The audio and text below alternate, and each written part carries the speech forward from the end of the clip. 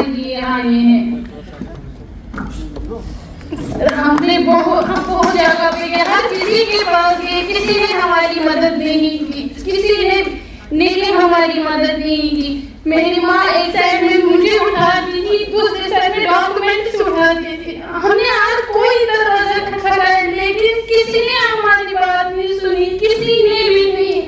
Sir आप हमारे लिए फरिश्ते बन के आए sir. I have no words, thank you.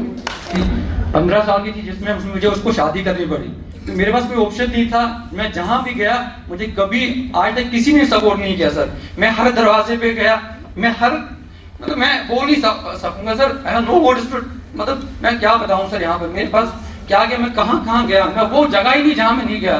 कभी किसी ने नहीं सुना सर। हर जगह पे गया, चाहे जो कोई मुझे अपना दिखा नहीं दिखा, इवन फैमिली में मुझे किसी ने भी सपोर्ट नहीं किया। सेटल मैंने पढ़ाई उसमें कंटिन्यू, मैं बैचलर ऑफ टूरिज्म हूँ सर। और मेरी बहन भी यहाँ पे है जिसमें उसकी शादी हुई और मैं फिर अकेला रहा सर घर में। और मेरी कोई भी नहीं था सर, मेरा कोई गार्डियन नहीं था, मेरा जो अपने थे किसी ने उसमें सपोर्ट नहीं किया सर।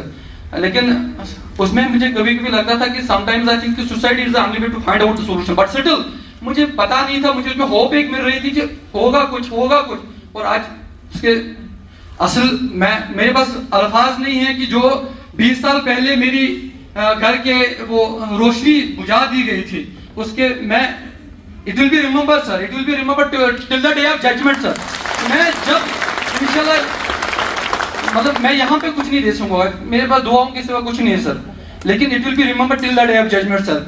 मेरे पास अल्फाज नहीं कि मैंने किस हालात में जिंदगी गुजारी है, कि मेरे पास पैसे नहीं होते थे, मैं एक साइड से मजदूरी करके एक साइड से पढ़ाई करके मैंने सेटल अपनी पढ़ाई करके, और उस बावजूद मेरे बहन की शादी खाली 15 साल की एज में की सर।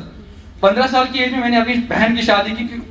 किसी ने मुझे सपोर्ट नहीं किया आज तक, किसी ने नहीं। जहां भी गया, मैं जिस दरवाजे पे गया, हर बार में परेशानी के साथ वापस आया sir. Thank you sir, thank you so much sir, thank you. ये सर याद रखा जाएगा सर। ने मेरे बाप का साया मेरे सर से छीना। उस वक्त मेरी माँ ही मेरे साथ थी, उसकी उम्र भी 15 साल ही थी। आज तक मेरी माँ ने मेरे लिए बहुत कुछ किया है। वो पता नहीं कहाँ गई वो मेरे लिए, मेरे पीछे माँ के सिवा कोई नहीं था। आज आपके रूप में हमारे लिए एक फरिश्ता, हम ही जानते हैं हमारे साथ क्या क्या हुआ, कैसे मेरी माँ ने मुझे पाला है। आज मैं 30 साल की हूँ। इन सालों में उस वक्त मैं 4 महीने की थी जिस वक्त मेरा बाप का साया मेरे सर से छीना गया। पर मेरे लिए और कोई नहीं, मेरी माँ पता नहीं किस कहाँ गई। पर आज आप हमारे लिए आप फरिश्ता बन के आए सर। मैं आपका शुक्रिया अदा करना चाहती हूँ। पहले मेरे फादर साहब जो कि पुलिस में एक एसपीओ के पोस्ट पे तैनात थे, ऑन ड्यूटी वो अपनी ड्यूटी के दौरान टेररिज्म, जिसको हम दहशतगर्दी के शिकार बने और ऑन स्पॉट वो शहीद हो गए। I was 3 years old। तब से आज तक न किसी ने मदद की, न किसी ने हाथ थामा, न किसी ने सर पे हाथ रखा। तब से आज तक मैं 20 साल का हूँ, किसी ने कोई मदद नहीं की, मतलब कोई उम्मीद भी नहीं थी। मैं कभी कभार अपनी माँ से कहता था कि मेरे बाप की जो सेक्रीफाइस है ये ज़ाया है।